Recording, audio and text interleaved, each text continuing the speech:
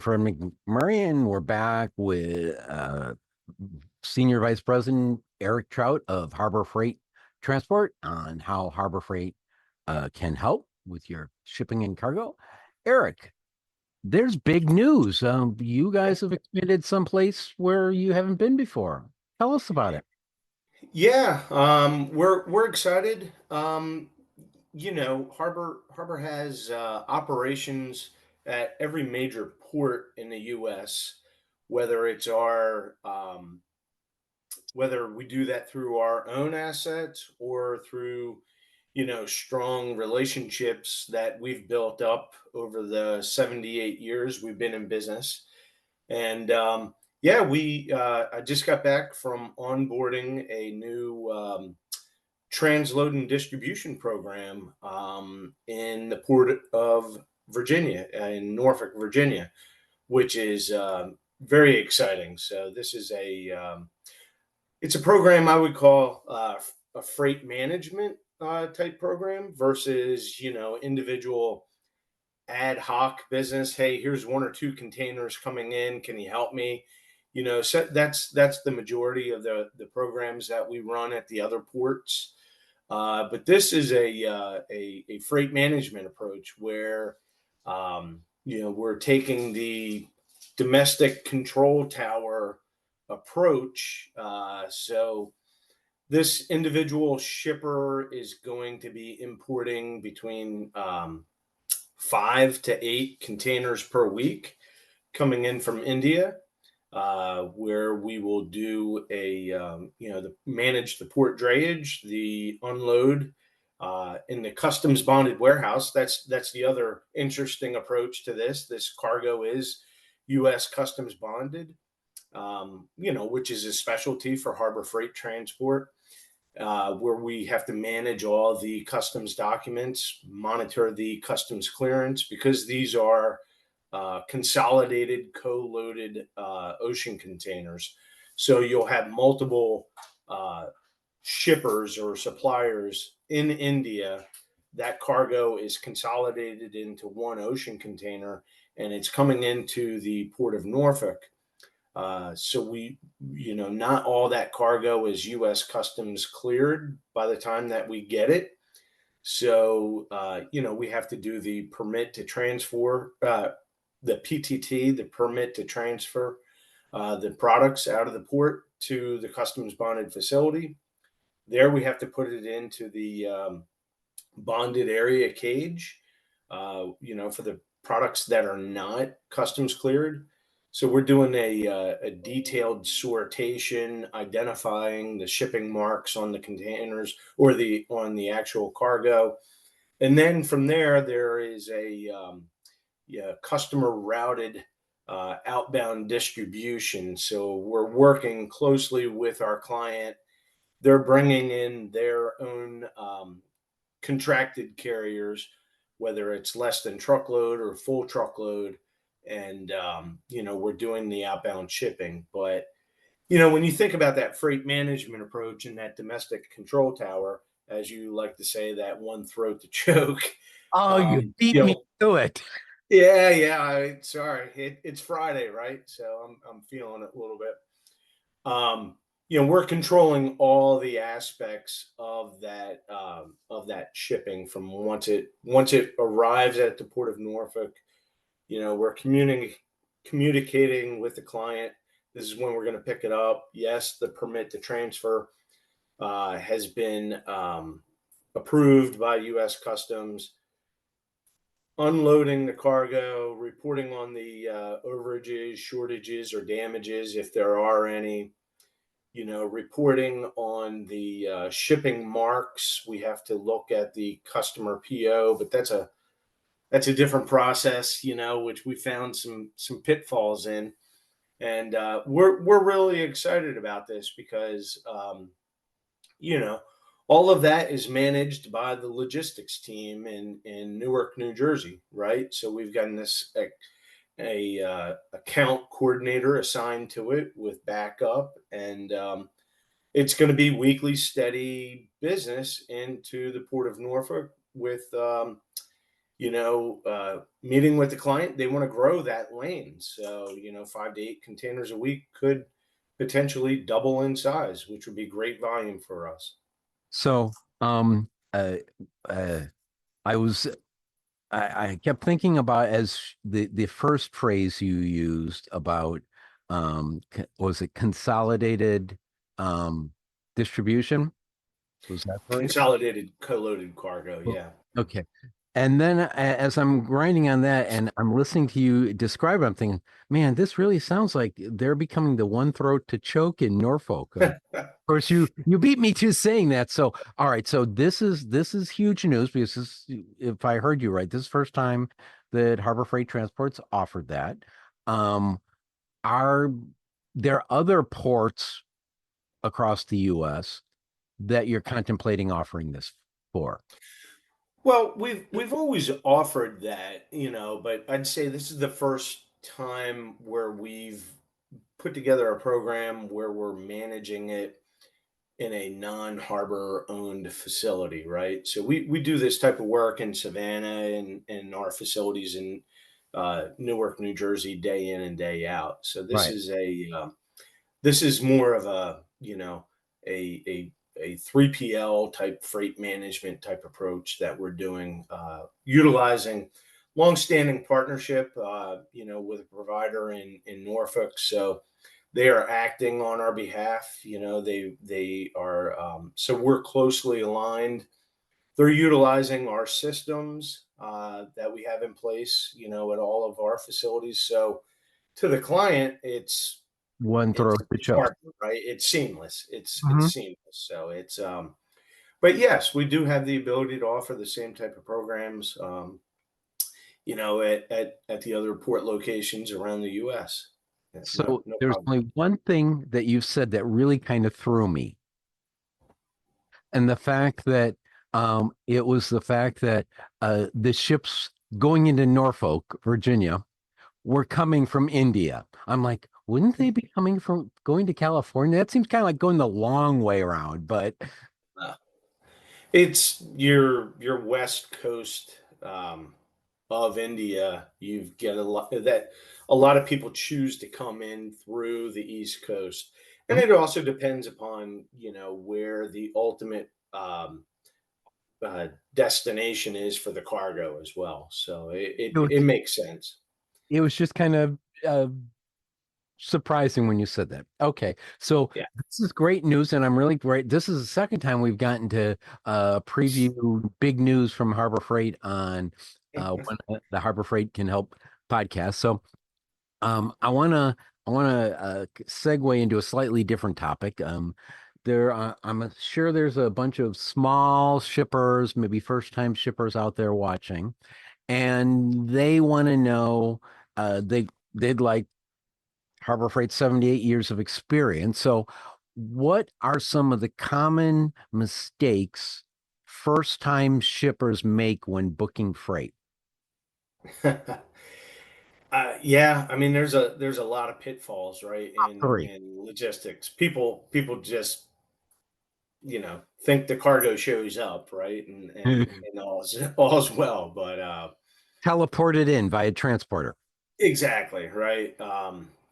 No, I mean, some of the most common mistakes we see are, not really knowing what the receiving party's requirements and capabilities are. Harbor, we do a lot of, large, heavy type machinery type shipments.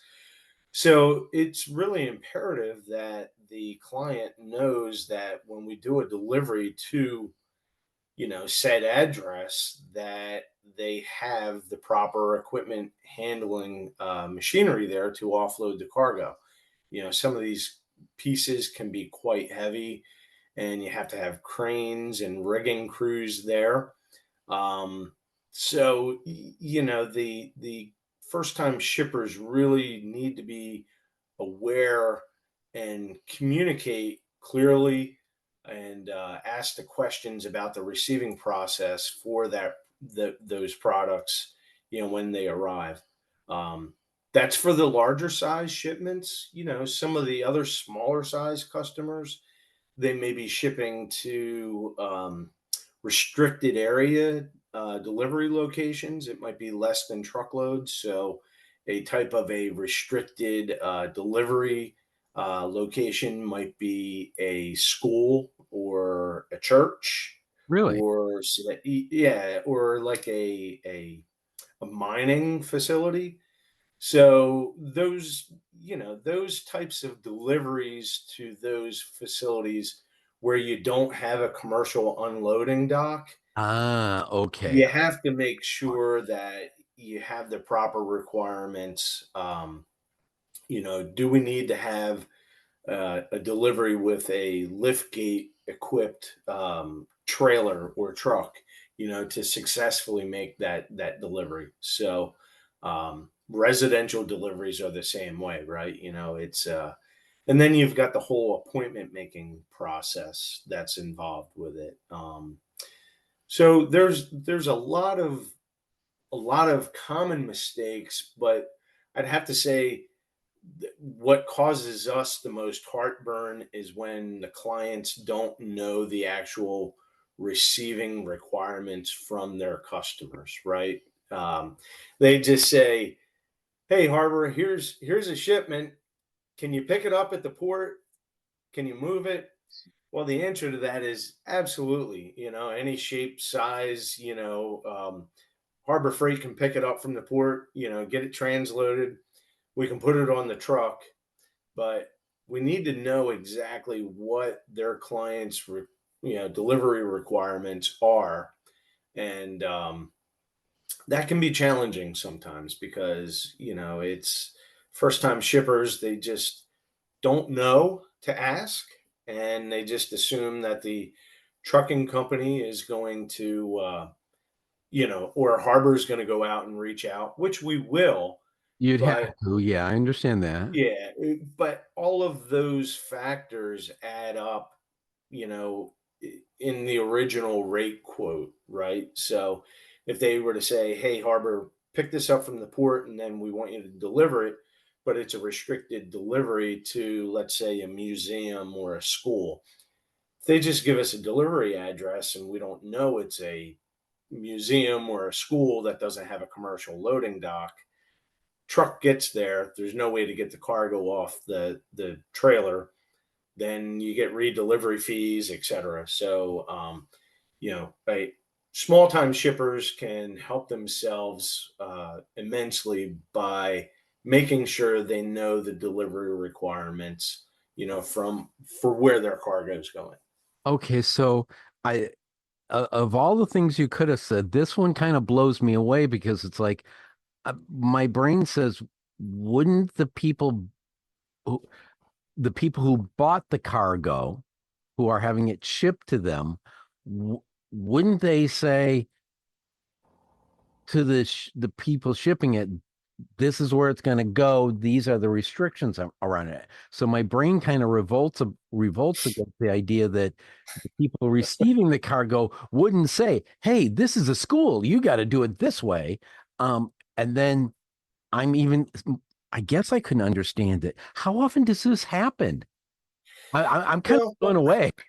yeah, I mean, I guess I'm kind of speaking more from the international shipping side. So, Sense. most US to US or domestic shipments, you get that clear line of communication. But, when you think about it, Fred, you're a freight forwarder and you're sitting in India, right? And your client says, "Hey, I need you to move this product, and this is where it's going to deliver to in the United States." Well, that's about the extent of it, right? You get the dimensions, the pieces, and the weight. You have no idea, that freight forwarder, depending upon their level of engagement. You know, they're most of the time they're really good, and they know the delivery requirements. But we get that, and sometimes we're just getting an address, and it's kind of like, well, wow, hey, let me look at that on Google Maps. And it's like, that looks very much like a school, and not a lot of schools in America have a commercial receiving Well, loading, receiving dock. So that's an example of a restricted area delivery. So so um, the in the I guess the consumer point of view, the one way I understand what you're talking about was when I moved from Chicago to California, we got one of those, thing, big boxes that they stuck on the driveway and loaded everything in and trans. yeah, I forget what they're called, but we needed to make sure that whatever storage facility we were going to put it in had to be able to handle that thing coming in. And there were right. quite a few of them that couldn't. So I understand having to do that homework. I'm just kind of blown away that uh, people shipping it wouldn't understand that. Okay. So Yeah. learn that some foreign folks are not bright in that they don't send instructions or get instructions. We got the big news in Norfolk. Um, so if we're talking about besides the making sure it gets on time, um, there's the rates, shipping rates. So how do you help small shippers get the most competitive rates? Well, I mean that's the freight management approach that Harbor Freight offers our clients. We can just do the port drayage, the warehouse work, and then we have clients who use or who choose to get their own outbound trucking from our facilities, and they're fine in doing that. We operate, with customer pickups day in and day out. That's not a problem. But for smaller size shippers or first time shippers, it could be quite daunting task to be able to go out and identify, hey, here's a trucker or a less than truckload carrier, to be able to pick this product up and move it from our facilities to their destination. So Harbor does have negotiated rates out of our facilities and our areas of operations. We use a stable of truckload asset based truckload providers, and then we've got some negotiated less than truckload rates where we can deliver smaller size shipments to anywhere in U.S., Canada, or Mexico, and those are volume based discounted rates, right? So a first time or a small shipper or a first time shipper, they really have Leverage. no leverage on the rates. Whereas if Harbor's managing that, we do get a discounted rate on that type of shipping. So in other words, Harbor, Harbor, not Harvard, but Harbor has a 78-year history in business. So that allows you to leverage and get the best rates possible for first time shippers, or we'll say newbie shippers who don't have the leverage with the companies. Correct. Yes. All right. So I got one last question. Um, you're talking to a somebody that's going to ship, or for all of those who are getting ready to ship their first uh cargo shipment. What besides let us help you, let Harbor Freight help you, which would be my Right. response. Outside of that advice, what advice would you give to that first time shipper about getting their product there intact? Getting there intact. It's, I'd have to say, I absolutely love over my 28-year history how people do not pay attention to adequate cargo packaging, right? Um, Word of advice: don't do it on the cheap.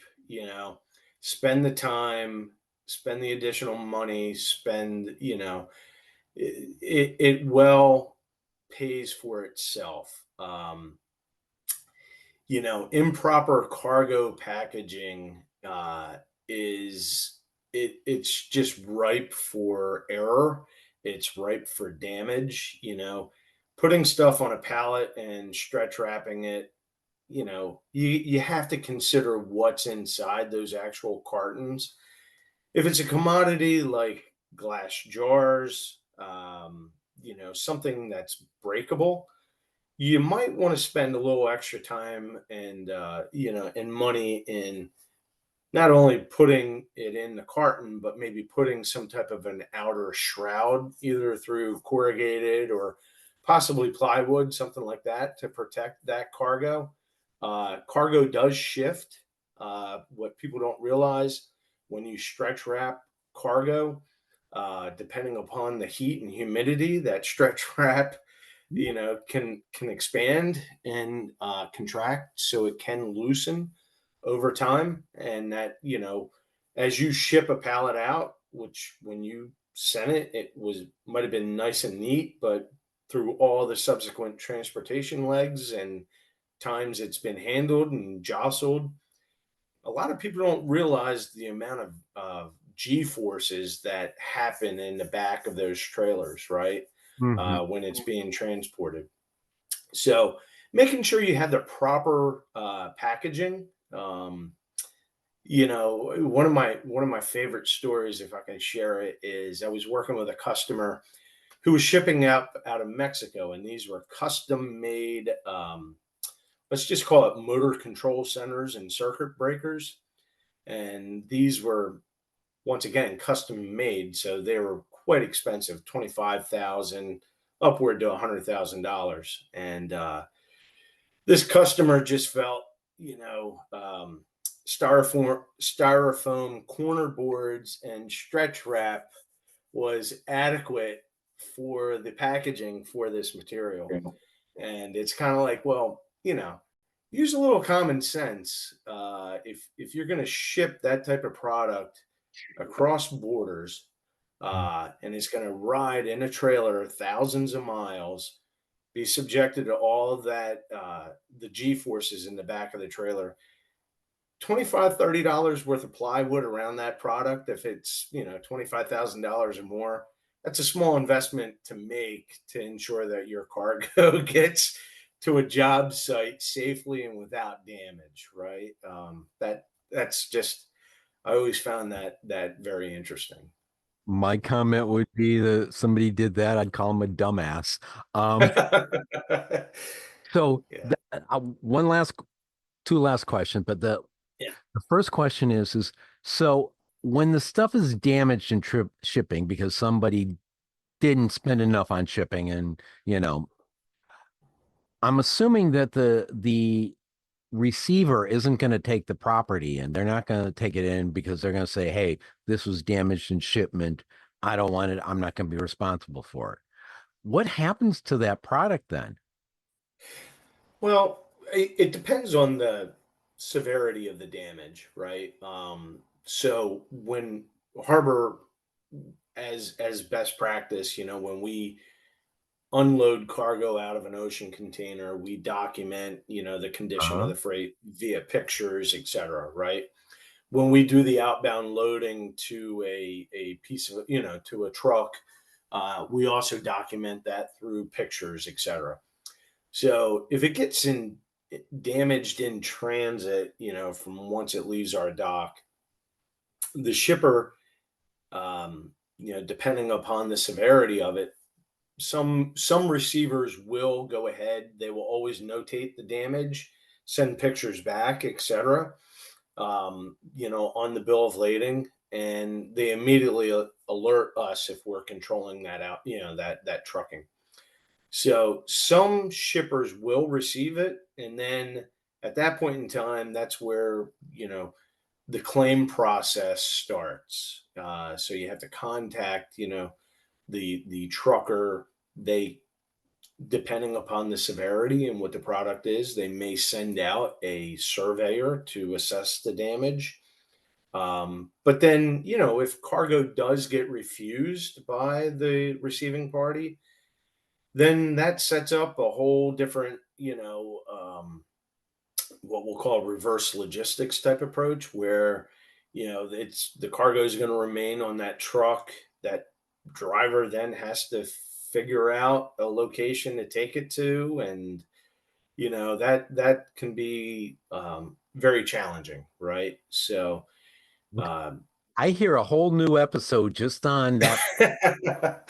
That's yeah, cargo claims and damage. Yeah, it nobody wants to have it. Nobody, but it happens every single day, unfortunately. Yeah.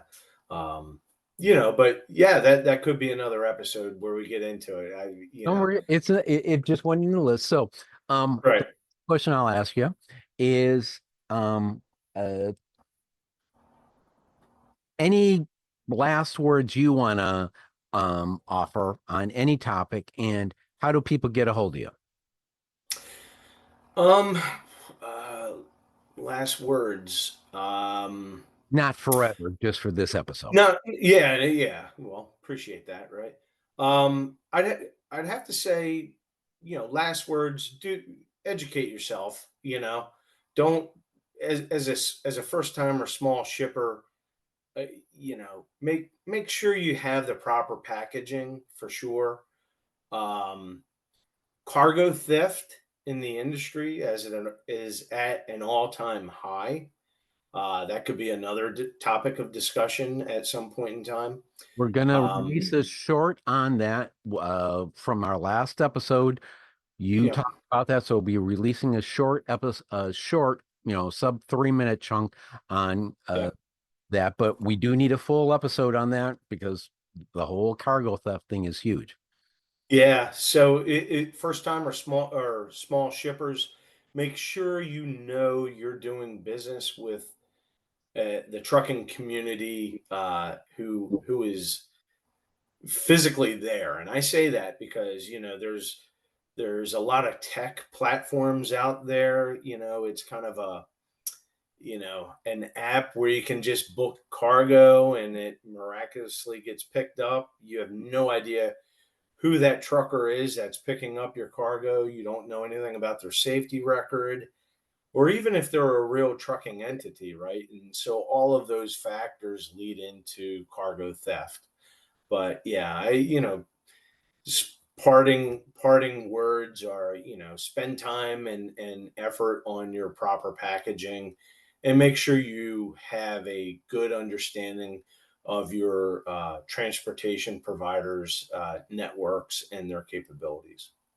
Or you can simplify the process and call Eric at uh, you can send all your rate requests to rates@harborusa.com. We're happy to help and would love to talk to you. once more rates at harborusa.com. Yeah, try that again. harborusa.com.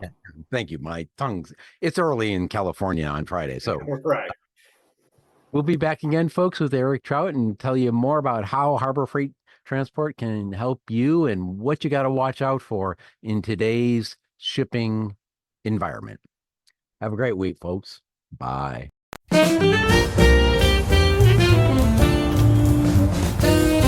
Rolling in like the steel tides roar, engines echo through the iron shore, cargo's heartbeat drums the